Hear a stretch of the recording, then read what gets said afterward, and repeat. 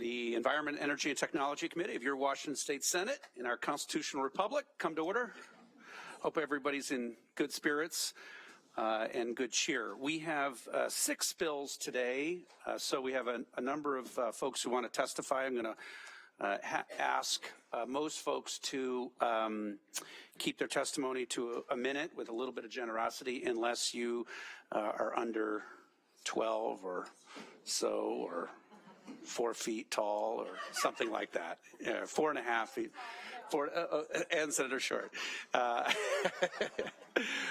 We'll be generous and give 2 minutes to some special folks. Before we get going, we first of all, the bills are going to be taken in order today. I want to invite Senator Wellman to share a few thoughts with our committee as a personal privilege. I appreciate that. Thank you so much, Mr. Chair. I want to call your attention to the passing of a very dear friend and colleague of mine, Gary Starkweather, and I bring him to your attention because he impacted the lives of every single person in this room, although you may not know his name. He was with me at Apple. Gary was the inventor of the laser printer when he was at Xerox PARC. And at the time, this was an inside story, but at the time he talked about the fact that he presented the laser printer to Xerox, and at the first laser printer printed at 600 DPI, 24 pages a minute, which, you know, when the printer came out, it was not like that. And Xerox looked at it and said, we've got copiers. Why would anybody need one of those? Gary joined me at Apple, where he was instrumental in a leader internationally in digital imaging. It was because of Gary that we presented and created the IACC, which is the International Color Consortium, which is creating color management on every single device that you now own. And he was one of the most humble, giving, generous geniuses that I ever knew. And I'm very sorry for his loss, but he gave the world quite a bit. Thank you. Thank you, Senator Wellman. Thank you for sharing that. I really appreciate that. With that, any other administrative questions or issues among members? Okay, great. We're going to begin with the public hearing on Senate Bill 5799. We'll begin with a staff briefing from Angela.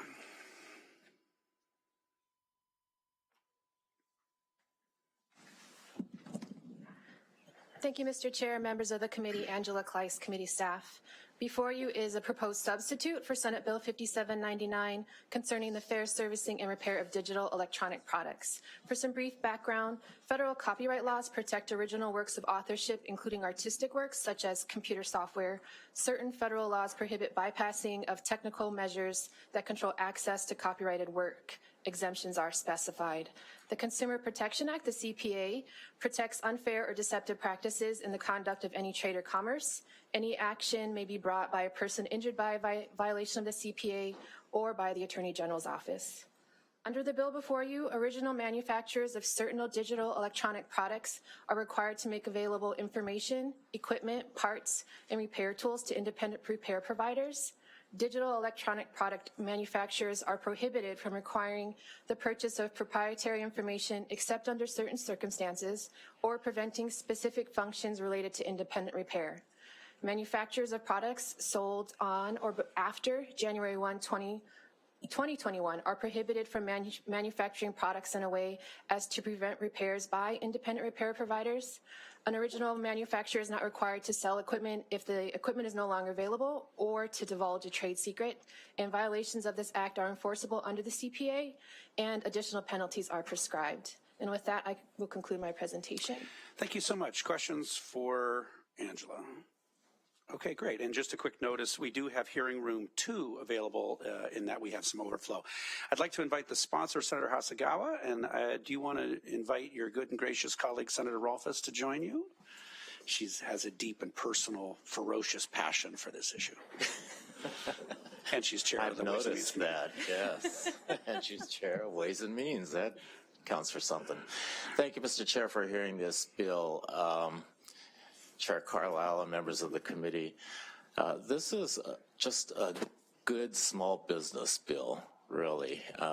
Big corporations that control the vertical process from manufacture to end-of-life use don't need advocacy because they've got plenty of advocates down here. But I'm here to advocate for small business owners, many of whom we're focusing training on STEM and increasing college graduates, but not everybody can work for these big monolithic corporations that are controlling the entire process. So we need to be able to create opportunities for many people to be entrepreneurial about how we're moving through this digital transition. This bill just opens up opportunities for many people to not have to be under a corporate umbrella. So let me give you an example. I have a cell phone. I went to a booth because the battery was no longer lasting as was promised, so I got a new battery. Well, then something else happened to my cell phone, so I had to go to the original manufacturer. They refused to touch the cell phone because they said it had already been touched by somebody who was not authorized by them. So I'm stuck with a useless phone now. These kinds of things, you know, are just, to me, it just drives me nuts. Why can't people work on their own stuff or hire somebody to work on their stuff? So I think this is just a good small business bill. I'll turn it over to my good and gracious colleague from. Thank you. Senator Rolfes. I like this good and gracious, passionate. Welcome to our committee. Thank you, Mr. Chair, members of the committee. I am here. I wanted to provide backup to Senator Hasegawa because I'm not sure how many average citizens know that this bill is in the legislature and is being considered today. So I am here to represent the Washingtonians. I want to start by sharing with you that when my grandfather immigrated to this country in between the world wars from Germany, he made his living as a cobbler. And that's because Americans at that time, and New Yorkers specifically, valued their shoes, and they paid to get them repaired because shoes were expensive and they were built to last, and there was a business called cobblers back in the day. I would like to suggest that repairing our personal technology be considered the cobbler of the 21st century. It is extremely expensive, as we all know, to replace a cell phone. If you don't have a 6-digit salary, it is prohibitive. And many of us many Washingtonians are living with technology that is, it's not efficient because we can't get it repaired and we can't afford to replace it. So I would like to suggest that this bill is a bill for every Washingtonian. We need to be challenging the big technology corporations. We need to be challenging the concept that a business model is created that depends on functional obsolescence to the detriment of everybody that buys the product. I am not suggesting that we make this technology easy to steal and easy to replicate, but I am suggesting that big tech gives us products that we can repair so that we're not living with the need to replace technology that is essential for our businesses, essential for our families, and essential to our students every 3 years at a cost that most of us find very difficult to come up with. So I am pleased that Senator Hasegawa has been sponsoring this bill. I'm embarrassed that we haven't been able to come to some kind of agreement with big tech on how to make this work. And I'm very thankful to Senator Carlisle and Senator Wynn for taking a closer look at it and showing some commitment to seeing if there's a path forward. Thank you. Great. Any questions for our sponsors? Senator Wellman. Thank you, Mr. Chair. So I'm assuming that you've already looked at any of the kind of insurance policies that these companies offer you in terms of providing services, should such and such happen, and that those don't work. Is that, can I assume that? Insurance policies are under a different, I think that they're in the Financial Institutions Committee that I just came out of and was late, but they're pretty expensive programs too, compared to replacing just a battery when you need to. Senator Sheldon. Thank you, Mr. Chairman. So, Senator Hasagawa, would this be like if I bought a new car and took it home and changed the oil, and then brought it back to the dealer and asked them to do some work for me? They'd refuse because I touched the car. Pretty much. Yeah. You'd have to use a factory authorized filter and all of that, and have their factory authorized mechanic do the filter. Yeah. Well, thank you very much. Thank you. Great, thank you very much. All right, appreciate it. Thanks for your sponsorship of this bill. All right, great. So with that, we have a couple of out-of-town guests. But we're going to start with Olivia Webb, Adrian Avery Johnson, Luis Rossman, and Adele Pomeroy. Following that group, come on up and prepare to testify if you would. That group, they might be in the other room as well. And then following that group, we'll invite Charlie Brown, Samantha Kerschel, Anna Powell, and KATHERYN GUNTER.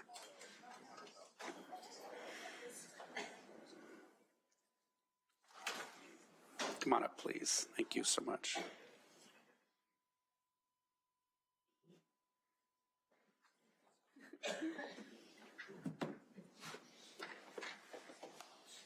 Good morning and welcome. Please go ahead.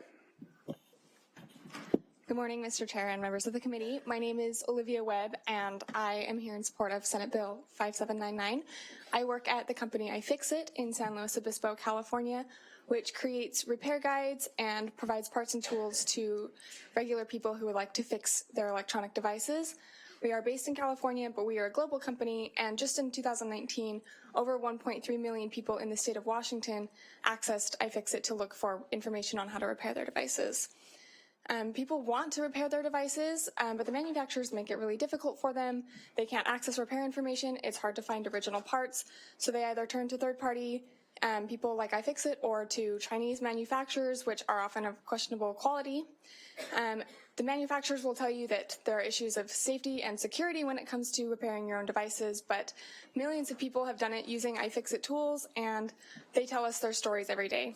Before I worked at iFixit, I had very little repair knowledge, but I have successfully repaired several devices, including my sister's phone. The repair was successful, but since we didn't have an OEM part, it ended up failing anyway. So hopefully this shows you that people want to repair their devices, they want access to the information and tools, but the manufacturers are making it difficult. Thank you for your time. I'm happy to answer any questions. Thank you so much. Appreciate it. And again, since all of you have traveled a bit, I'm happy to give a little extra time to finish, to complete your thoughts. Please, good morning. Go ahead. Hi, good morning. My name is Adele Pomeroy. I'm the Digital Inclusion Manager at Freegate in Portland, Oregon. Oh, sorry. Thank you, Chair and committee members, for being here. I have my computer with me because it has my brain on it right now. I'm feeling a little nervous. I'm here to support Senate Bill 5799. My organization, our mission is to bridge and close the digital divide, which is basically the gap between the folks who have basic digital literacy skills, devices, and broadband internet, and those who do not. The gap affects many people, children, rural families, folks with disabilities, mostly, I would say, our most vulnerable communities. We, as an organization, refurbish technology that's donated to us, and in the process of refurbishment, we often have to reverse engineer things with every new type of device that we receive. We often break devices in order to understand them. It's not logical, it's unnecessary, and very challenging, and a waste of our resources as a nonprofit. If we did have this right to repair bill pass, we would have a lot more access to refurbishing technology and be able to serve our community more and give more devices to the vulnerable communities that need them. Thank you. Thank you very much. Good morning. Please go ahead. Good morning. Thank you, Chair Carlisle and members of the committee. My name is Adrian Avery Johnson, and I'm here in support of SB 5799. I own a repair shop in Portland, Oregon. We've helped hundreds of Washington State residents to keep their devices working when authorized service providers have failed to do so. We suffer from a lack of schematics, diagnostic tools, parts, and service documentation. A large amount of my time is spent identifying and sourcing replacement parts. Having a schematic would allow me to keep more devices working for longer. Yesterday, a customer brought me a Kindle, a MacBook, and a Garmin for repair. All these devices had damaged USB ports thanks to their daughter's fascination with oatmeal. When they contacted authorized repair centers, they were told that device replacement was their only option. These devices had cost about $2,000, and I was able to repair them for less than the cost of a replacement tablet. The function of a USB port is to attach to a device. It's not a trade secret. It's just a piece of plastic and a piece of metal bent into a specific shape. Many other components like chips that control charging and they're also standardized, but supply is artificially restricted after they've been identified. Thank you for your time. Happy to answer any questions. Thank you so much. Good morning. Go ahead. Hi, I'm Louis Rossman with Rossman Repair Group. I've been traveling around the country to these right to repair hearings, and there's two main pieces of criticism that I wanted to address while I was here today. The first is that this bill is a solution in search of a problem, that there isn't a problem. So I just wanted to contrast the way repair worked about 50 to 70 years ago to now. So 50 to 70 years ago, if you opened up the electronics in your house or an appliance, there'd be a schematic on it that says how it's put together, and if you needed parts, you could either contact the company that manufactured it, and even if they didn't make the product anymore, they would usually tell you where to get the parts. Fast forward to today. A few years ago, if I wanted to buy a charging chip, so let's say a MacBook laptop, I could buy that for $5 or $10, and then I can fix it. Now, in 2018, Apple released a different machine, and it uses almost the same charging chip. They changed one thing, the address that it speaks to the rest of the computer on, and I can't buy that chip. What they told Intersil, the company that makes it, only sell this chip to us. So when I contact any electronics reseller, they say, I'm sorry, we can't sell it to you. This means that rather than paying me to fix the machine or anybody else, your only option is to go to Apple and have this $3,000 or $4,000 device fixed by them for $1,500. Further, when they do that, they erase all of your data, and that's the only option. So when people say that this bill is a solution in search of a problem, I've had thousands of customers that want their data back that disagree. The way that I get this chip right now is I actually have to buy an iPhone battery charging case that costs $129 and has a battery, rip it apart, take that chip off because they use that same chip in a battery charging case, and then dispose of the battery as e-waste, which is a complete waste. The second is that there are many dangers involved if you have unauthorized people work on these products. And this reminds me of an AutoZone commercial that one of my employees is a mechanic. He showed it to me. It's called I Did It. It came out just last year, and it has about 3 or 4 different groups of people that are each working on a car. The most memorable to me is you have a mom and daughter team. They're lifting a car up on the jack, and they're trying to figure out how to do it for the first time in this AutoZone commercial, and they replace the brakes on it, and they're so excited when they finish. They just took a 4,000-pound hunk of metal that they don't know how it works and replaced the thing that allows it to stop when going 70 miles an hour, but we're telling people that they may break and destroy and terrible things will happen if they replace the battery in a phone, and that just, it doesn't sound right to me. And that's about it. I'm happy to answer any questions or concerns regarding the bill. Thank you very much. Questions for our guests? Okay. Thank you very much. Thank you for your testimony. Thank you for joining us. Invite the next panel up. And then following this next panel, we'll invite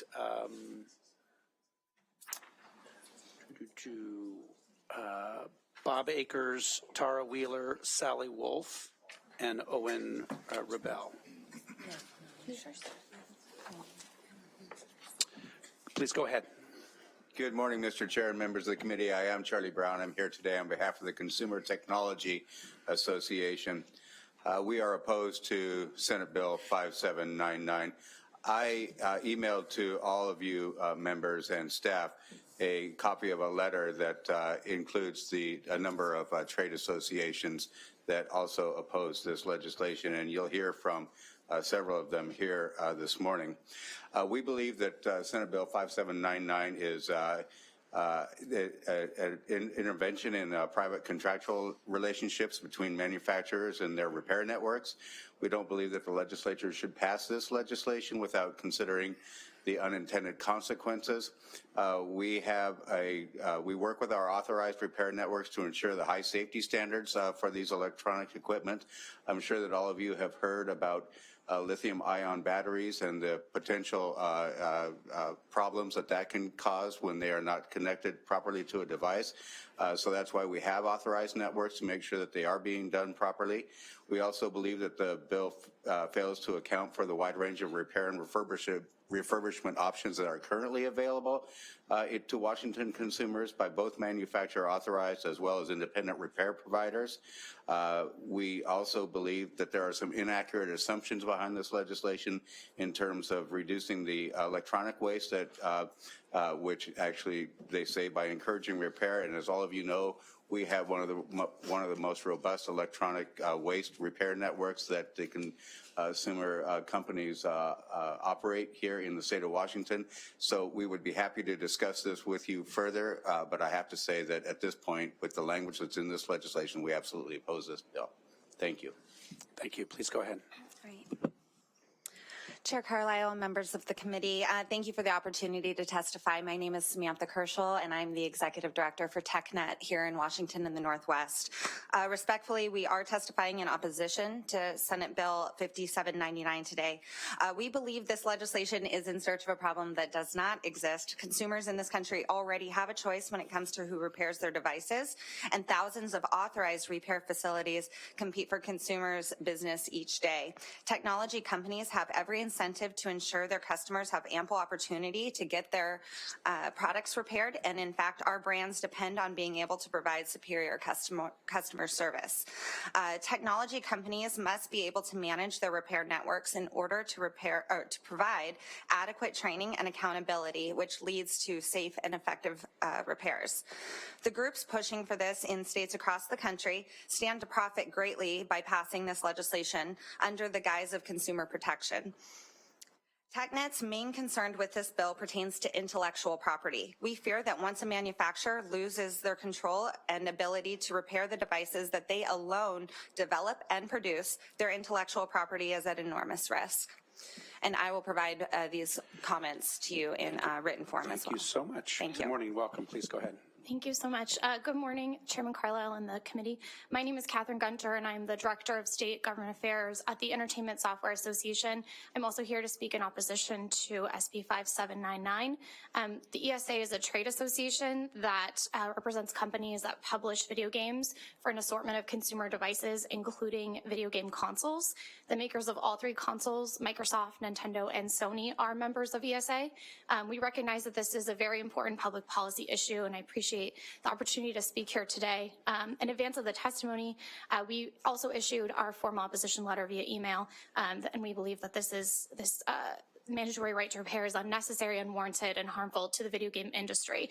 I'd like to emphasize that game console makers are committed to providing consumers with repairs that are affordable, quick, and secure. Frankly, the industry doesn't make any money off of these broken devices, and thus we offer many options if a console needs to be repaired. All three companies also offer repair services that are after the warranty period. Carrying on, video game publishers rely upon secure media environments of the game console to protect their safeguards against sophisticated theft or piracy. To help the piracy, video game software and hardware have security features that are built into them, and they're known as technical protection measures or digital locks. These locks prevent the play of any unauthorized game.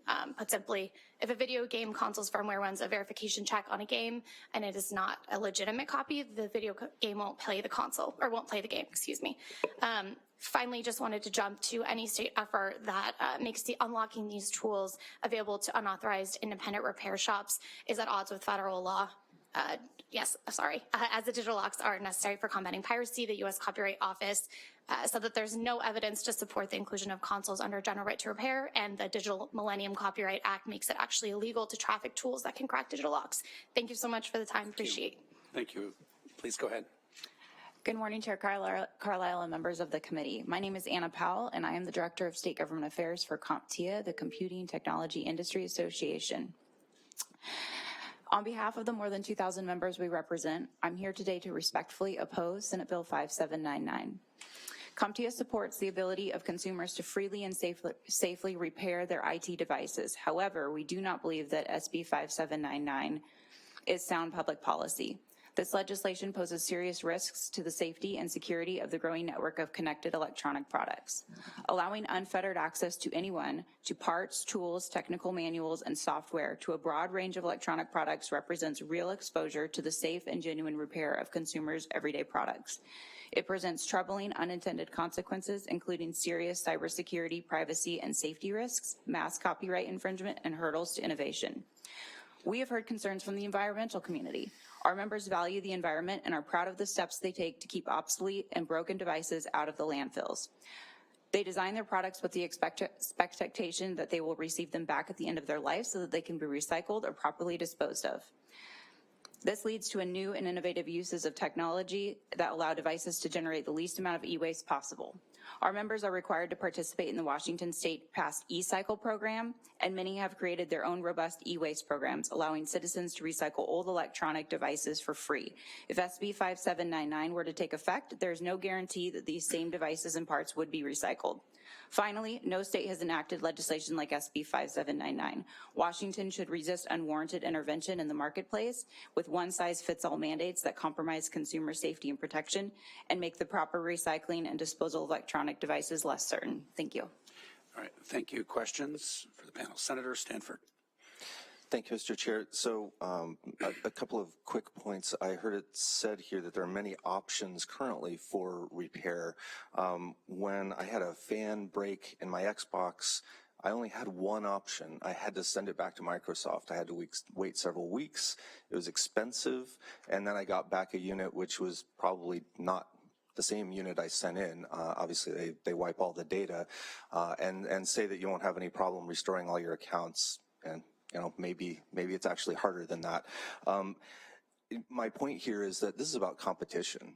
There's no competition. If there's competition, then people would have to try to get that console repaired more quickly.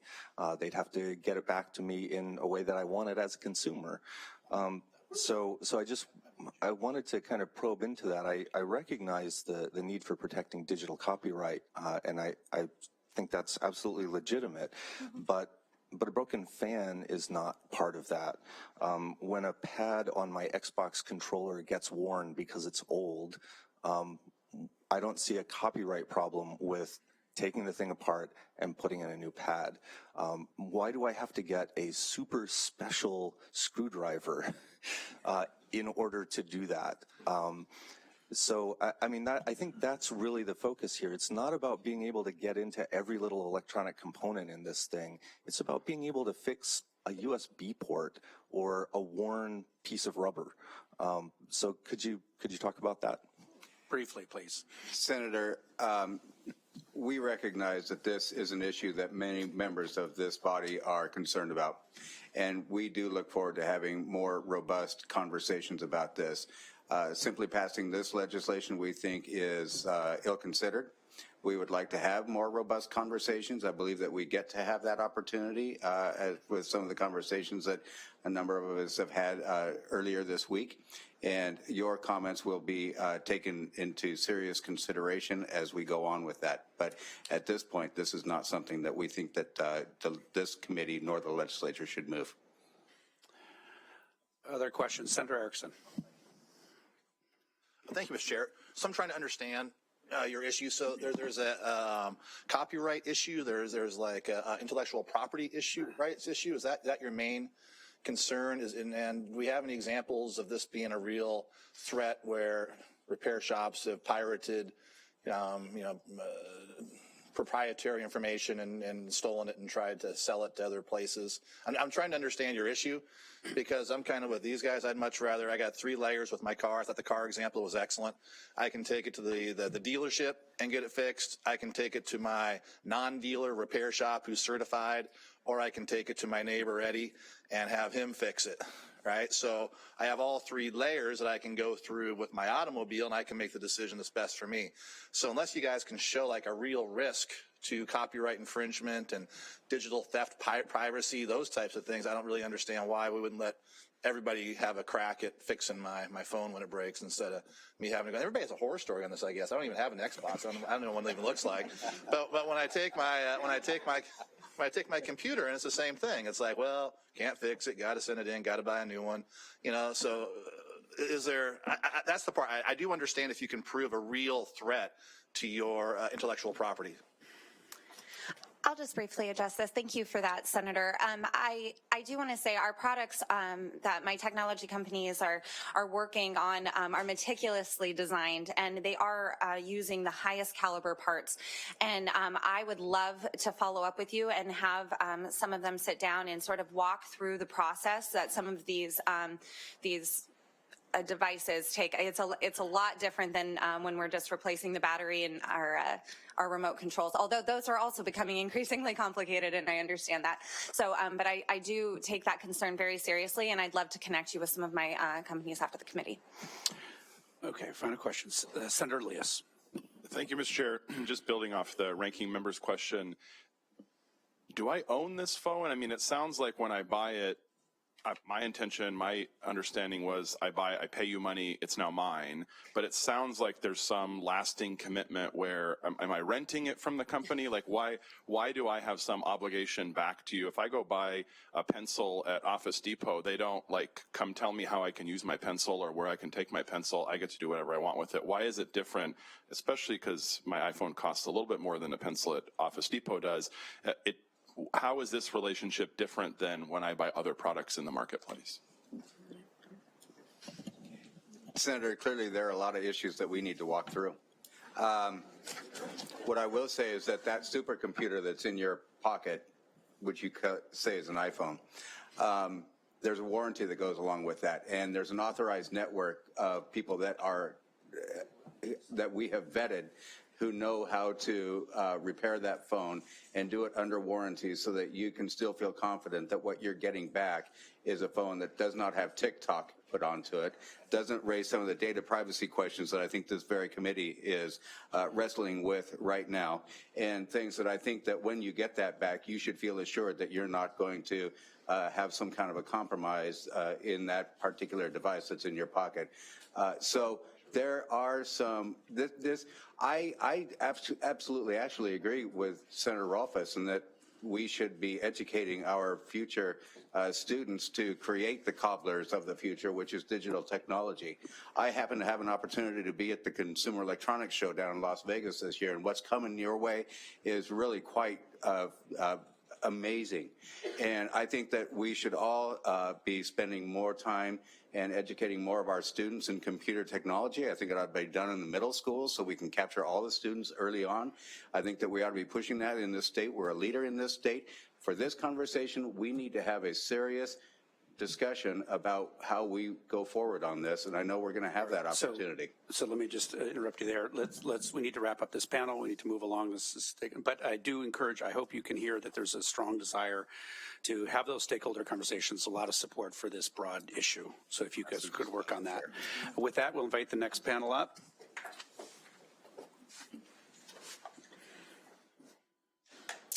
And I'm going to ask folks, I know some folks have traveled, but I'm going to ask you to be respectful of time, as you can imagine. Doing our best. Thank you. Good morning, and please go ahead. I'll go last. Oh, okay. Hello, thank you, Mr. Chairman, and I wanted to thank Mr. Nguyen from my district, Senator Nguyen, for bringing this to the floor. My name is Owen Rubel. I'm an original member of Amazon, and I wanted to address some of the issues that the former panel brought up, like, for instance, the issue of safety. For one, I know, for instance, there are a lot of things that we can repair in the home, like, for instance, our microwave, our refrigerator, our car, like, for instance, we brought up. But some of those things that we already can repair are extremely dangerous. I can make an EMP device from a microwave. I can unleash the Freon from our refrigerator. I can drive a car into a crowd of people. All of these devices that we already can repair are extraordinarily dangerous. But that's not an excuse for repairing these devices. We can all repair these devices and learn and build new and better things from them. And in fact, my father used to do this. Google used to do this. In the 1960s, we had hardware computers that actually ran the end of life for the software that we had for them. And we used that hardware and build supercomputers for them. We actually call them the cloud now. I brought an example of that. This is what the cloud looks like today. I demoed this at System 76, a Linux computer company.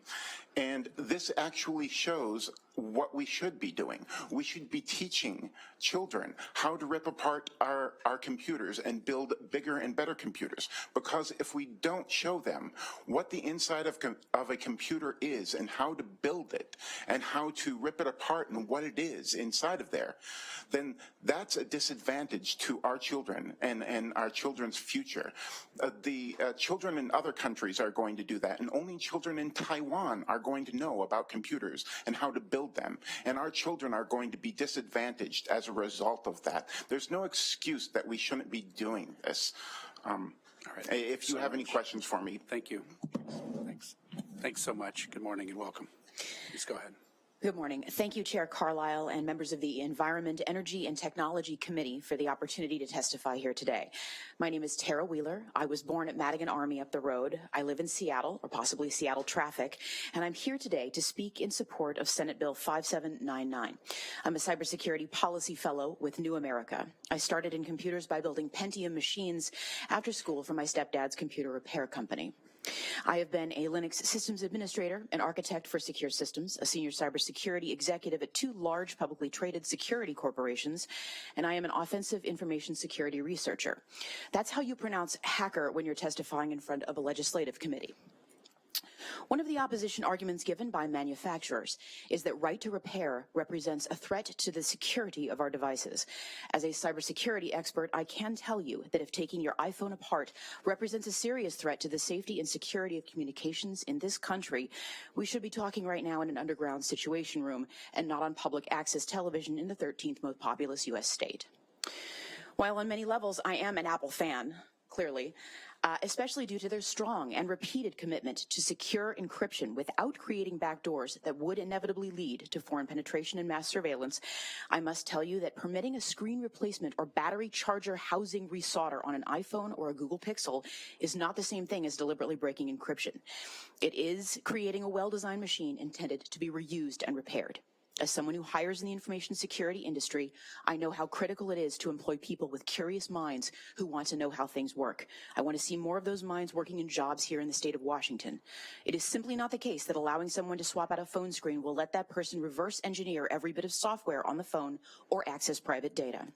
Apple and Google can still design phones that protect user security while allowing private repairs. We have real geopolitical problems in cybersecurity, and we should be asking companies to answer questions about data security, not about supply chain components that are easily physically testable and examinable. Thank you again to Chair Carlisle and the members of the committee for your time today, and I'm happy to answer any questions you may have now and after the hearing. Thank you so much. And just for folks, we assume that if people come up to public to testify that you're open to questions, so everyone often says that. So there's no need to say that. I just need to ask people, we have a lot of bills, been very generous with time. People have taken advantage of it. I understand some people traveled, so I am sensitive to folks who have traveled, but we're going to move it along. So please go ahead. Thank you. Good morning. My name is Sally Wolf. I'm testifying in support of Senate Bill 5799. I'm the board chair of Zero Waste Washington, and we work to change systems so that fewer items go in the landfill and more of what we call trash is reused, recycled, and repaired. Every item that is repaired or recycled instead of thrown away helps preserve natural resources and reduces our exposure to toxic chemicals. We haven't talked about that much today, but it's gotten much harder and in many cases impossible to repair items that break, and that's why we're asking for your help. The statistics are astounding. I thought we would have heard more statistics this morning, but we have 2.3 million households in Washington state. Every household owns 30 gadgets, 69 million pieces of potential e-waste. You know, the amount, that's like 10 million pieces of e-waste that are going into the trash stream every year. It's remarkable. I grew up in a family where we never threw anything away, and my father tinkered endlessly, and we all learned how to do that too. You know, as people have said before me, that those times are over. And if you can't get your microwave fixed quickly or your phone fixed quickly, you're going to throw it away. And this is just crazy. So I encourage you to help make it easier for us consumers to get things repaired so we can lower the impact of the use of the equipment we have. And Microsoft, in closing, I'll just say, Microsoft has just announced that they promise to be carbon negative within the decade, which is an extraordinary move. I mean, we should all be just thrilled by this. And I have to think that passing this bill would help Microsoft attain this ambitious goal. And I hope you agree with me and pass this bill. Thank you so much. Thank you so much. Appreciate it. Please go ahead. Oh, sorry. I didn't realize you were there. Thank you, Chairman. It's a privilege to be here. I'm Bob Akers with the Basel Action Network e-Stewards. We actually wrote the e-Stewards standard for electronics recycling. You have my written statement, so I'm going to go rogue and keep this as brief as possible. We're here in support of Bill 5799. We view it as an environmental bill. We view it as an economic bill. We view it as something that is just socially, morally correct to do. Environmentally, extending the life of the electronic products that are out there is the smartest thing we can do because we take pressure off the recycling side.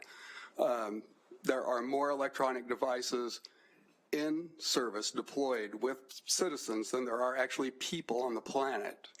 I was just in Africa, and the number of broken cell phones and electronic devices that I stepped over was stomach turning. From an economic point of view, I'll quote a professor I had back in the Jurassic period who said you do not suppress the growth of one market for another. We have a growing market. There's a lot of potential to employ people, and it's the right thing to do. Socially, we have the ability, with 34 million Americans without electronics, the children in those cases will be inhibited from getting their education. We have a huge homeless problem in Seattle. The uneducated kids that are in the 11th, 12th grade right now, they're your homeless of tomorrow. Every May I get really angry because I know we lost another class. If we can make affordable equipment available to those individuals, we can maybe take a bite out of the homeless problem of tomorrow. Thank you. Thank you very much. Any questions? Okay, thank you very much. Appreciate your testimony. Did I miss anyone on that? I just want to make sure. Okay, appreciate that. With that, that concludes our public hearing on Senate Bill 5799.